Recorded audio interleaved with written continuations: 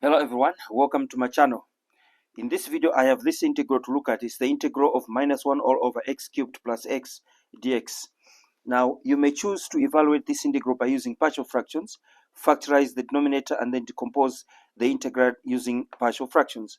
Now in this case I want to show you that we actually can evaluate this integral without using partial fractions as follows.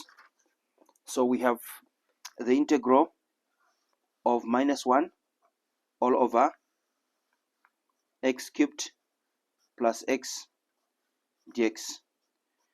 Now here's what we do. This is the same as the integral of -1 all over. I'm going to factorize the denominator and I take x cubed as the common factor. And x cubed into x cubed, the answer is 1. X cubed into x, remember the answer has to be x to the power -2, because we subtract powers when you divide exponential expressions with the same base. Remember, power here is 1. 1 minus 3 is -2. And we have dx here. Now what I'm going to do is to take x cubed into the numerator, and this is what we get.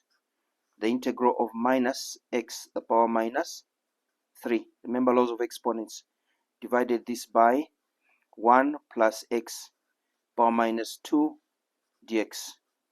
Now if you look at the denominator using substitution, differentiating the denominator we get -2x cubed. Actually -2x to the power -3. But we have minus x power -3 in the numerator. So we introduce a 2 and also a 2 there. In other words, we multiply this by 2 and then at the same time divide by 2 as follows. So this is the same as 1/2 of the integral of -2 x power -3. We're dividing this by 1 plus x to the power -2 dx. Fantastic. Now I'm going to combine this and that as follows. On our next page, what I'm going to obtain, just to complete this, is the following. I'm saying now what we have is the same as 1/2 times the integral of 1 all over 1 plus x to the power -2 times -2x to the power -3 dx. Fantastic. Now you understand shortly why I'm doing this. Now we can let u be equal to 1 plus x to the power -2, and differentiating both sides to obtain the differentials, we have du on the left. On the right we have -2x to the power -3 dx. Remember, we use power rule there, and this expression is exactly what you see there. So therefore that integral changes to 1/2 times the integral of 1 over u and du. Remember, that must be replaced by du. In the denominator I have u, and you can agree with me that this is just the natural log 1/2 times the natural log of u plus c. Now we need to revert to our original variable x. What is the connection? From here you can see that's the connection.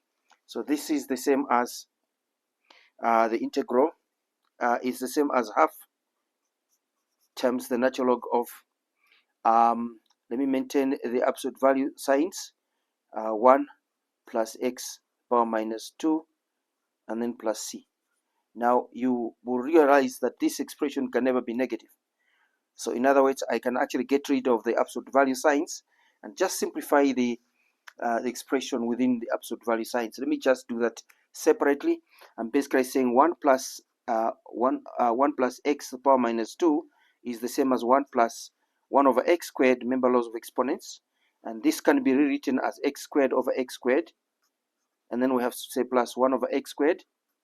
Now the denominator is the same, so you have x squared in the numerator. We just have x squared plus 1. Now so this would be the same expression as that one there, and therefore to complete this we will say you can leave it this way if you want as your final solution, but just to complete it, to simplify it a little bit, you can say, taking us to the next page, page 3, you can say that that is the same as 1/2 times the natural log of, now I can use round brackets. Remember, I've already shown you that this expression here simplifies to that, so it will be x squared plus 1 over x squared x squared plus 1 over x squared, and then we have to say plus c. Now you can actually break this one up. The half here means square root of this, so we can also say that this is the same as the natural log of the square root of x squared plus 1 all over x squared. Now watch this, plus c. And here I can take the square root of numerator and denominator. This would be the same as the natural log of the square root of x squared plus 1. Now remember that this one here is square root of, we're going to have to take the positive square root of that, and therefore we must keep it in absolute value signs. So this is basically the absolute value of x, and we're saying that this is our final solution.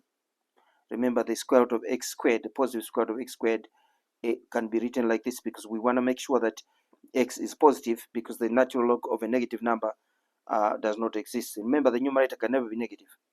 All right, so this is the final solution. Like I said, you can leave it in this form, you can leave it in that form, or indeed in this form here. You don't lose any mark in the exam, so I just prefer this form. And of course, we know that c is our constant of integration, a real number. All right, I hope you found this useful. I'll be interested to hear from you. See you next time.